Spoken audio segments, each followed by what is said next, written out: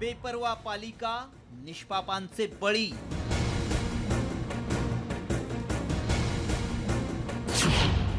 सहा जणांचे मारेकरी कोण?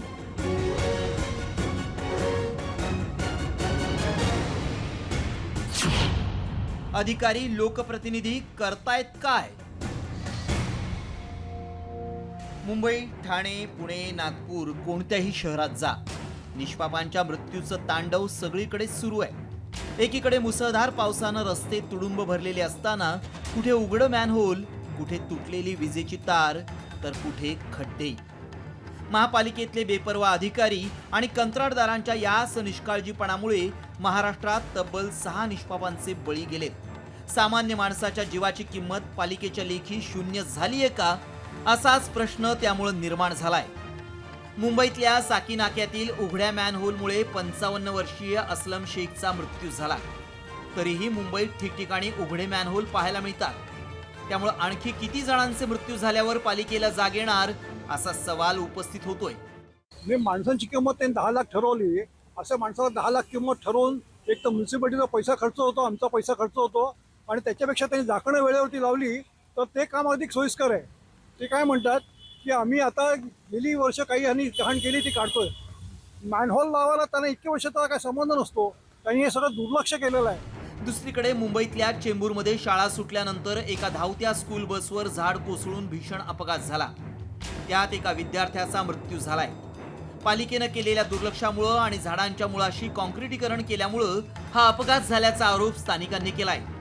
झाड कोसळण्याचं कारण हा आहे का, इथं ना पुरा कॉन्क्रिटीकरण केलंय, झाडांसाठी मातीचं काय ठेवलं नाही, काय नाही, फक्त कॉन्क्रीट करायचं आहे। झाडाला फक्त ते छाटणी करतात, प्रत्येक दिवस ते प्रायव्हेट बिल्डिंग वाले लोक झाडाला छाटणी करतात। मीरा भाईंदरमध्ये राई गावात तर मुसळधार पावसात धावत्या दुचाकीवर नारळाचं झाड कोसळलं, त्यामुळे दुचाकी स्वार राहुल पाटील या तरुणाचा मृत्यू झालाय।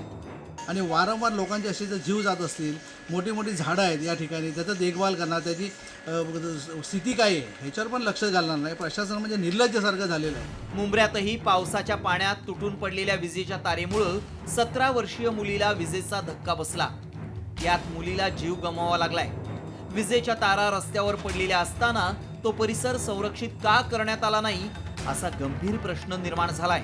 कई महीनों से हम लोग बोल रहे हैं यहाँ के नगर सेवक कि भाई गटर में से आप लोगों की पूरी केबल्स गई है, उसको सही से दुरुस्त करके लो, हम लोग कचरा कैसा साफ करेंगे नाले का।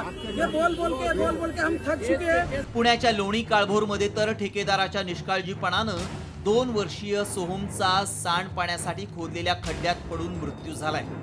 सांडपाण्याच्या खड्ड्याशेजारी कुठलीच सुरक्षा ठेकेदारानं घेतली नव्हती, त्यामुळे चिमुकल्याला जीव गमवावा लागला, ज्यामुळे ग्रामस्थही आक्रमक झाले।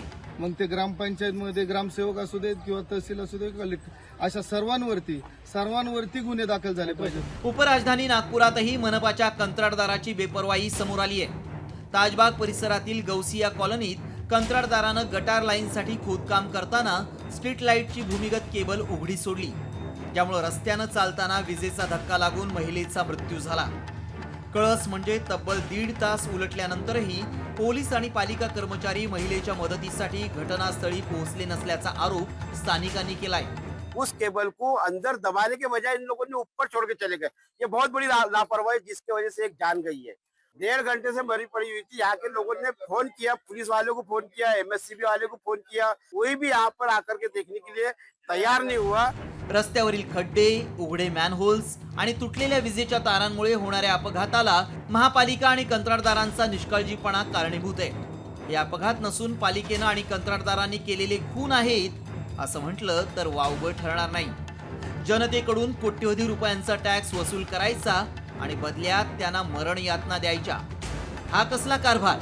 6 निष्पापांच्या मृत्यूनंतर तरी राज्यातल्या या श्रीमंत पालिकांना जाग येणार की निर्ढावलेलं प्रशासन असंच नागरिकांच्या जीवाशी खेळत राहणार, हा खरा प्रश्न आहे। ब्युरो रिपोर्ट, साम टीव्ही न्यूज।